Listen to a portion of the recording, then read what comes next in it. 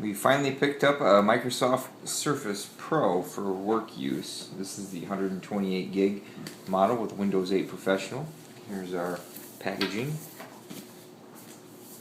We have the little taped arrow here to pull down. You can pull the inner packaging out here. More Surface branding. This little arrow here tells you to pull up, and here's our packaging. Here's the standard charger. More packaging. That's the little Windows 8 Professional logo there. This one also does charge USB. Here's your connection for your wall outlet.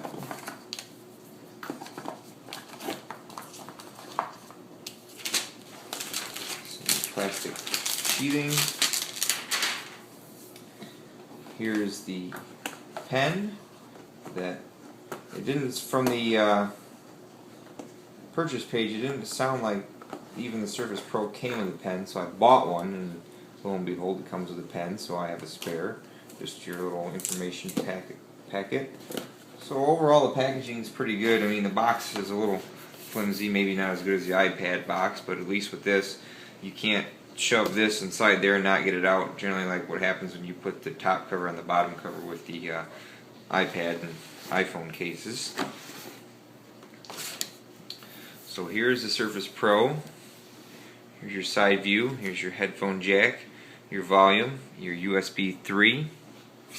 On the bottom, here's your keyboard connector and some extra ports that have not been defined for usage yet. On this side, we have your mini DisplayPort, your charge port, and also your retaining area for your pen. MicroSD card slot, your power button, your mic, your rear facing camera, your front facing camera, and your kickstand.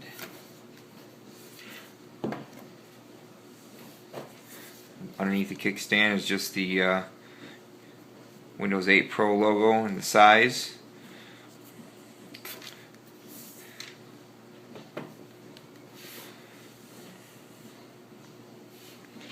You have the 16 by 9 10.6 inch screen, 1080p. We'll be putting Office 365 on this and all of our basic ERP apps and everything. We've tested this previously working with the Dell Latitude 10. Not much to talk about in terms of Windows 8. This will probably be this is the second Windows 8 professional deployment in our enterprise. The first being the Dell Latitude 10, that's still being well received in the shipping office. In terms of performance, this has the Core i5 processor in it and 4 gigs of RAM.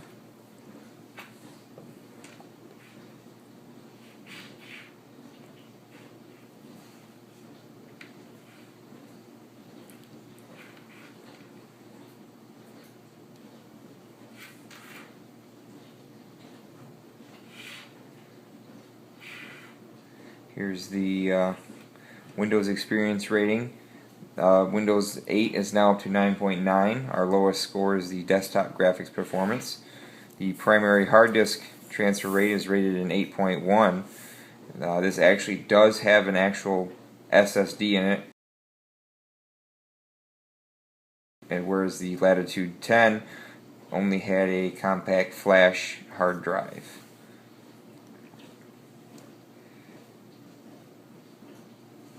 We did pick up a type cover for it. This black is all it's available in. And like they show you in the commercials, this thing literally does snap into place. Trackpad works pretty good on it. Got left and right mouse button. Touching on this is pretty good. I have to say that this screen is more responsive than the Latitude 10. Other than that, this thing does weigh 2 pounds. It's pretty thick. You can hold it pretty good. I think that general iPad weighs like 1.46 pounds.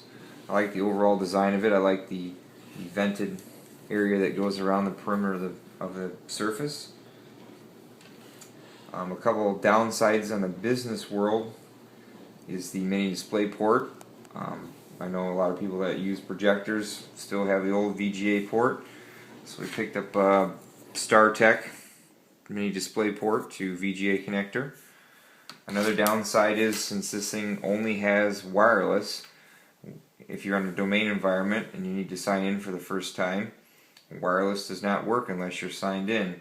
So you'll need a USB to Ethernet adapter. This is a standard, another StarTech USB to gigabit adapter, and we use this so people can sign in. Another disadvantage is, unlike the Latitude 10, there is no docking station for this, so you will have to go to USB route. We've ordered a pluggable brand UD3000 to use with this. So then you'll have two cables connected, the USB and the power cable, which we have here. This has 5 pins on it, and it's magnetic, and it just will click into the side here, like so. It actually will click in either way. And you know it's charging, that it has a little light right here on the top. So my first impressions of this are overall very high. The overall quality of this is very nice. Packaging wise and presentation, very high. I mean, I would like this, quality of an iPad or better. Everything seems to be, the corners are nice and rounded, and it looks like they did a pretty good job. So other than that, battery life on this that I've played with so far seems to be about the same as a standard laptop. 4.5 to 5 hours of usage on it before you'll have to charge it. So don't expect going days and days on this without charging it. Thanks for watching. For Microsoft Surface Pro, the docking station we ended up purchasing was the pluggable UD3000.